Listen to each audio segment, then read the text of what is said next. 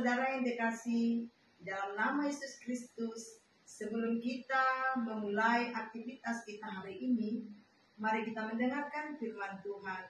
Kita bersatu di dalam doa. Kasih karunia dan damai sejahtera dari Allah Bapa kita dan dari Tuhan Yesus menyertai kamu sekalian. Amin. Firman Tuhan yang menjadi renungan bagi kita pagi hari ini tertulis di dalam kitab Injil Lukas pasal 13 ayat 17. Beginilah firman Tuhan.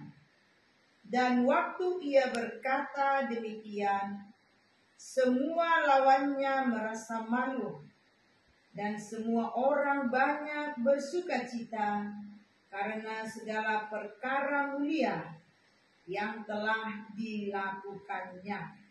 Demikianlah firman Tuhan. Saudara-saudara yang terkasih di dalam nama Yesus Kristus, siapakah sebenarnya yang dikatakan lawannya atau lawan Yesus di dalam nas ini? Adapun yang dikatakan lawan Yesus dalam nas ini adalah kepala rumah ibadat yang tidak setuju karena Yesus melakukan mujizat penyembuhan kepada seorang perempuan yang dirasuki oleh roh iblis selama 18 tahun. Yesus menyembuhkan perempuan itu. Yesus berkata kepada perempuan itu, "Ibu, penyakitmu telah sembuh." Tentu sekali perempuan itu bersukacita. Selama 18 tahun, dia mengalami sakit penyakit. Dia tidak bisa berdiri tegak, bahkan badannya bungkuk. Karena roh iblis yang merasuki dia selama 18 tahun. Yesus melakukan mujizat penyembuhan kepada perempuan itu tepatnya pada hari Sabat. Sehingga kepala rumah ibadat mengatakan kepada orang banyak supaya mereka tidak datang pada hari Sabat untuk menerima kesembuhan, melainkan selain daripada hari Sabat, yaitu hari bekerja. Namun yang dilakukan Yesus kepada perempuan itu merupakan suatu perkara yang sangat besar. Dan Yesus menanggapi, memberi jawaban kepada kepala rumah ibadat. Bukankah kamu melepaskan lembumu pada hari Sabat dan memberinya makan? Yang berarti mereka melakukan pekerjaan pada hari Sabat. Seharusnya mereka tidak mengatakan kepada Yesus bahwa perempuan itu tidak bisa disembuhkan pada hari Sabat. Saudara-saudara yang dikasihi dalam nama Yesus Kristus, mereka lah yang dikatakan lawannya atau lawan Yesus, yang tidak senang dan tidak menyetujui ketika Yesus melakukan penyembuhan kepada seorang perempuan yang dirasuki oleh roh iblis selama 18 tahun.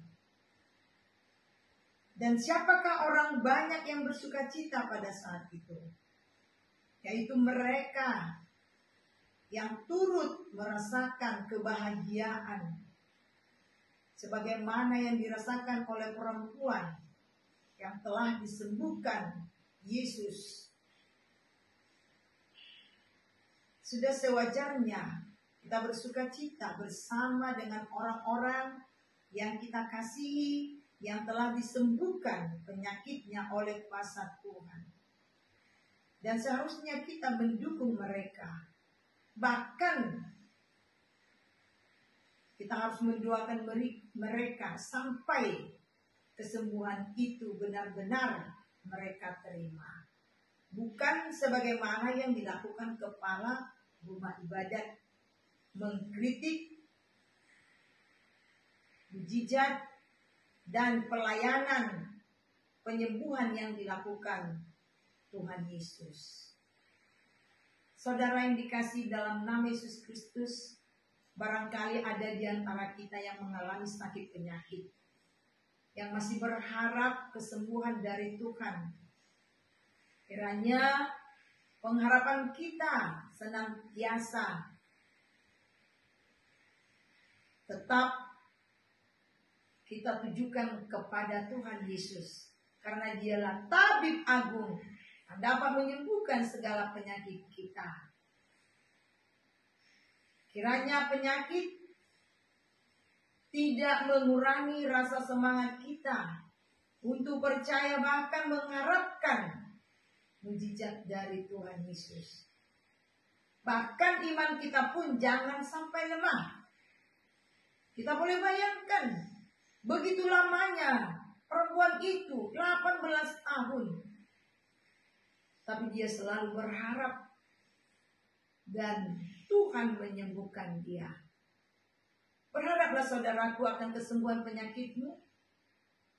Senantiasalah meminta kepada Tuhan supaya Dia menyembuhkan engkau. Demikianlah harapan dan doa saya juga kepada saudara-saudara yang dikasihi dalam nama Yesus Kristus, Tuhan penyembuh dari penyakitmu. Amin. Kita berdoa. Terima kasih Tuhan Yesus.